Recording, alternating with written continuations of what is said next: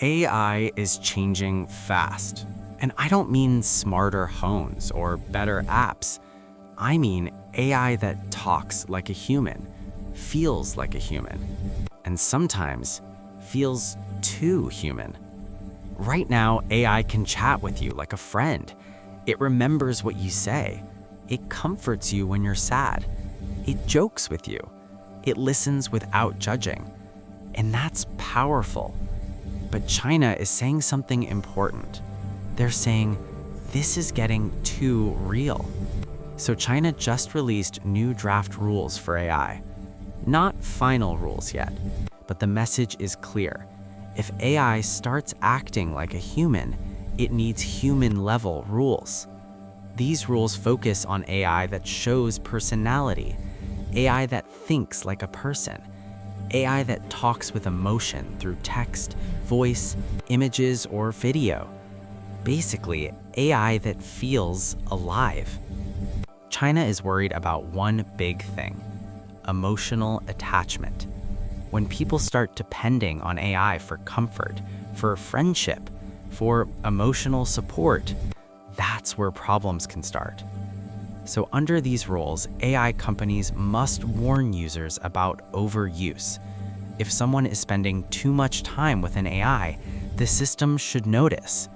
And if a user starts showing signs of addiction, the company can't ignore it. They must step in. That's a big shift. Before now, tech companies focused on engagement, more time, more clicks, more chats.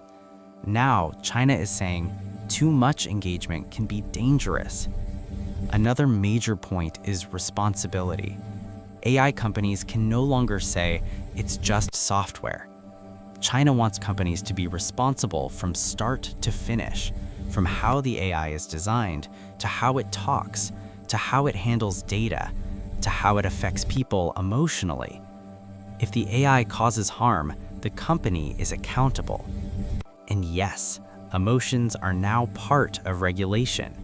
The draft rules say AI systems should understand user emotions, not to manipulate them, but to protect users. The AI should notice if someone is extremely sad, very angry, emotionally dependent, or mentally unstable. If those signs appear, the system should respond carefully, not push more interaction, not keep the person hooked, but calm things down. That's a huge change from how most platforms work today. These rules also cover many types of AI, not just chatbots. Text AI, voice assistants, AI avatars, virtual companions, video-based AI. If it interacts emotionally with people, it falls under this rule.